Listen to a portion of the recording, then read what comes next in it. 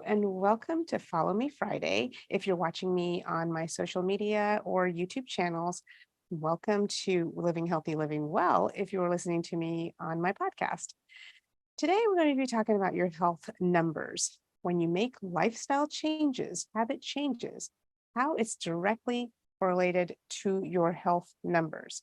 And when I'm talking about health numbers, I'm talking about your blood pressure, your sugar level for diabetes, pre-diabetes, cholesterol levels, all of these things. These three things, especially mainly. I am in the cardiac realm. I'm a nuclear medicine technologist. I work with high-risk cardiac patients, and I've been doing this for about 30 years. I've learned a lot through my education, through my clinicals, and as a practitioner. For those of you who don't know me, my name is Madhavi. I am the owner and chief motivating officer of Prana Health Yoga and Wellness. I'm a board certified nuclear medicine technologist, a board certified health and wellness coach, a yoga teacher, and a yoga coach. And today I'm here to share with you a quick tip on what I learned from, yes, a wellness coaching client the other day. I learned so much from my yoga students and my yoga coaching clients. When I'm talking to them, allowing them to discover what types of changes and what will work for them to create that lifestyle change, habit change, healthy living stage of life. So my client and I were talking, and we were talking about making a diet change. I'm talking about making a drastic diet change. Let's just say your A1C is on the higher end. You are getting to be a pre-diabetic, or you have become a diabetic type 2 person. What does A1C mean? It is the marker of your blood, the sugar levels in your blood, and it measures it for the past 3 months. So if you go into your lab today to get your blood work done, and they're going to check for your A1C, it's going to measure the sugar levels in your blood over the last 3 months from till today that you got your blood drawn. So you could actually change this number. This A1C number determines if you have risk of becoming a pre-diabetic or even becoming a diabetic type 2 person. So you can actually change that number by simple lifestyle changes: movement, mindfulness, nutrition, and sleep. My 4 pillars of health and wellness when I coach. So when I was chatting with this client about A1C, getting blood work done, looking to get the blood work done sometime soon, actually, we were talking about me. She was asking me about me. I said, yes, I'm about to go get my blood work done, and they're going to check my A1C, and I'm hoping to see some better numbers. I'm no longer pre-diabetic. About 2 years ago or 3 years ago, I was diagnosed as a pre-diabetic, and that's when the push came, and that's when I started making some drastic changes. I didn't want to fall into the diabetic range and have to completely change my lifestyle, because diabetes can cause so many different diseases. It can lead you into heart disease. You can lose limbs.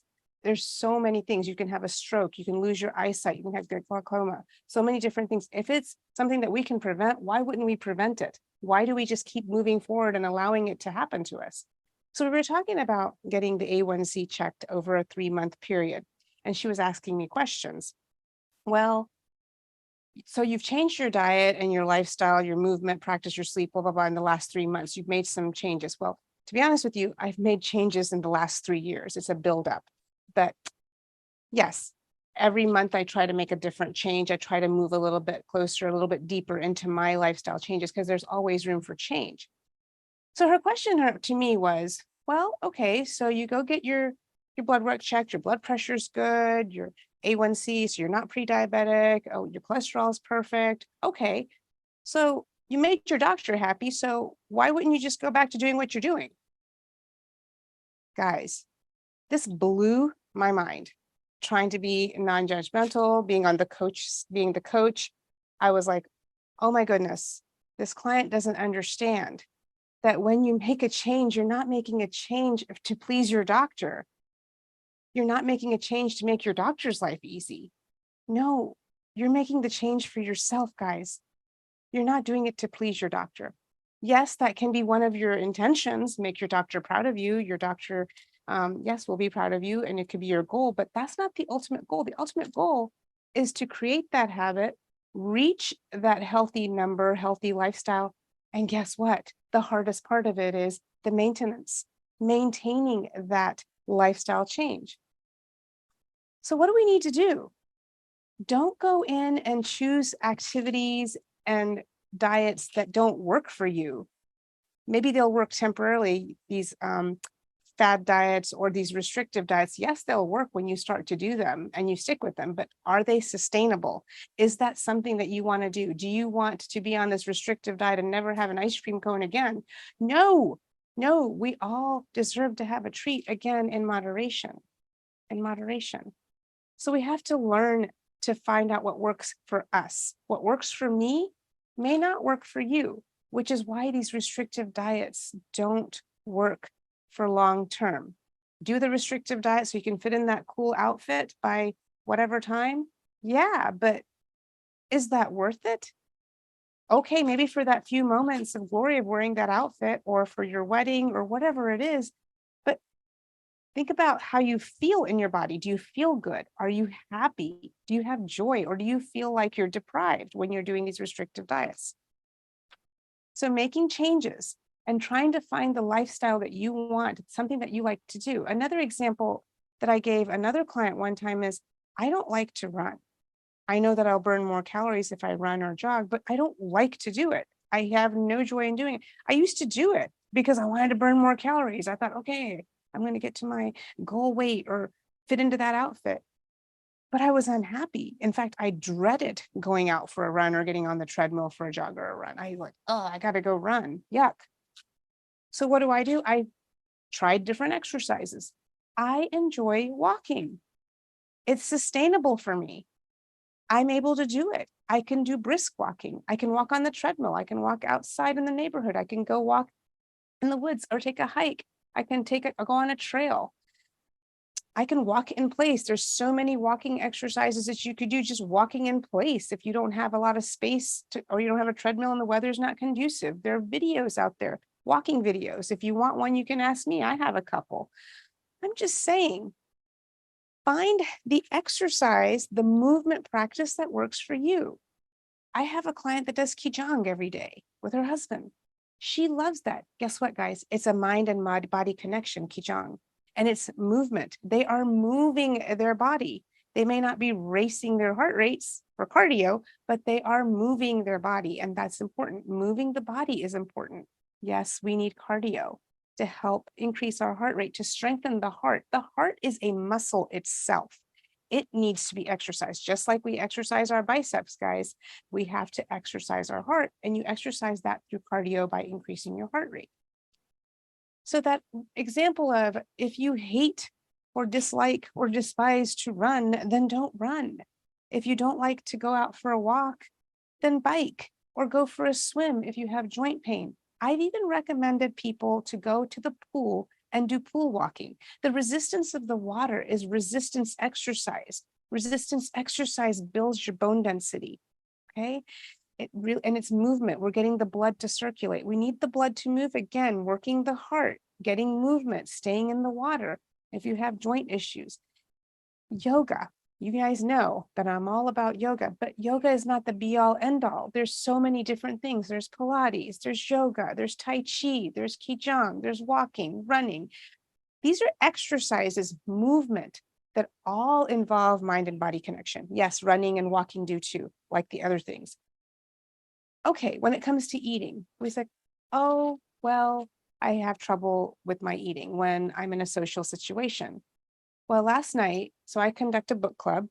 We are working on the 10 habits in a book called Awaken by Kate Stillman. And we're going habit by habit and really diving deep down into these habits. And we're discussing what Kate Stillman is talking about in the book and what she means. She's not telling you be all end all. She also is asking you to find something that works for you. So 2 of the habits that we've already worked on is an earlier, lighter dinner, and the second one was going to bed early. I cannot tell you how much pushback I had on the earlier, lighter dinner and the sleeping early. What were these people doing? Some of these people in the book club were saying, well, I can't because my spouse doesn't cooperate with me. They get mad that we eat early. I can't go to bed because I have sound sensitivity and my spouse goes to bed late at night and they start banging around. Well, I can't. That's all I heard. And I was like, wait a minute. I'm hearing excuses, no solutions. Do you want to be the problem or do you want to be the solution? Is the question. You can make your lifestyle changes. It's not being selfish. Yes, you can. And you can start by doing little things. You can start by having a conversation with your significant other or the people, your loved ones that you live at home with. Say, look, I really need to be healthy so that I can be with you for your special occasions. I need to be healthy so that I can be present when we spend time together. Whatever that is, I invite you, or actually I challenge you to think about what is important for yourself. You're not being selfish. It took me many, many, many, many years to realize that I was being selfish by not taking care of myself. I was having breakdowns. Oh my gosh. When I used to drive my kids around with the GPS here in Northern Virginia, when I first moved here in 2001, I was a wreck. Sometimes that GPS would take me to the middle of nowhere. It would literally take me to the middle of nowhere. And I would just sit there, put the car in park and just cry. And the kids were like, oh gosh, here she goes again. That was because I didn't have the energy to deal with a little mishap that happened. We could have made a joke about it and made it fun. Okay, make it fun. No, I would have a breakdown. My poor kids were like, oh my gosh, there she goes again.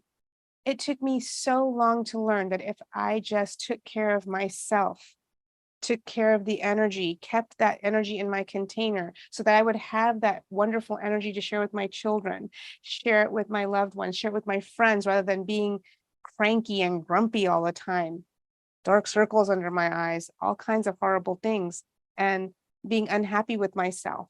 It took me a long time that even if I just did one thing that brought joy to me, one thing that I knew that was a healthier version of myself, just one, it would totally shift my life. So yes, we're doing a book club with the 10 habits that totally transformed my life. I did that with my yoga coach, with an amazing group of women. And now I'm doing it with my friends, my family, my yoga clients, my yoga students, and my wellness coaching clients. We're all in this together and we're all discussing and taking a deep dive into these habits. It's incredible. Some people had some epiphanies. They're like, oh my gosh, I had no idea. This practice is Ayurveda, which has been here longer than modern medicine, guys. I know I'm in modern medicine, but I do scale back and look at naturopaths, Ayurvedic medicine. That's what I'm doing here. You can choose a path that works for you. Take time to find that one tiny change that you can make in your lifestyle, your habit, that's actually going to shift your numbers. If your health numbers are good and healthy, yes, you are in control, guys. You are in control. If you can have good, healthy numbers, wouldn't it be amazing by the time you retire, you actually had the time and energy to go travel or lay out on the beach or climb the mountains or whatever you want to do rather than sitting in the doctor's office 24/7, spending all the money that you saved for doctor's visits? You can prevent that. And that's by changing your habits, making lifestyle changes. Your numbers will change. For every 10 pounds, 7 to 10 pounds that you're overweight, if you let that go, you're going to change your numbers significantly. I'm not making this up. I've coached people in the cardiac realm at my cardiac practice and watched it happen. I watched their blood pressure go down. I watched them move away from diabetes type 2, from prediabetes. I've watched these patients stop taking their medicines. Do you want to spend all your money on copays and medicines? Do you want to put all that in you? If you know that you can make a change, you can. Now, I agree, there's some points that we can't. We have to have some medications to keep us going. I get it. But what if you could half your medicine just by making one lifestyle change? And if you feel like that you need to blame somebody else that you can't do it, I would invite you to stop and think again. It's nobody's fault. It is our own fault for who we are and what we have become. reminding you what we did yesterday helps us become what we are today. What I do today is going to make me who I am tomorrow. But anyway, guys, that's all I have for you today. Very deep, serious conversation about numbers, but it really resonated with me because it's my turn to go get my annual blood work done. But I am pretty positive that my blood work is going to come back amazing, even better than last year. Because again, I went through a year of transformation with my coach, Jennifer, last year, made some huge, huge changes. Guys, I lost 13 pounds making these 10 habit changes. I didn't know I needed to lose 13 pounds. I'm in a good, healthy weight. And what am I doing? I'm still pushing forward, still experimenting and trying to make things better, still trying to get out of this achy muscle pain feeling. Yes, I practice and stretch every day, but I'm also get tight. We just need to keep opening up. If you guys have any questions, would like to learn more, connect with me, leave me a comment. I would love to connect with you. You can visit pranahealthpc.com, my website, learn more about me, my wellness coaching, my yoga classes, my yoga coaching. If you would just like to leave a comment and tell me how you feel, I would love to hear from you. Until next time, have a beautiful Friday. Enjoy this hot, hot July weather. Take care. Bye for now.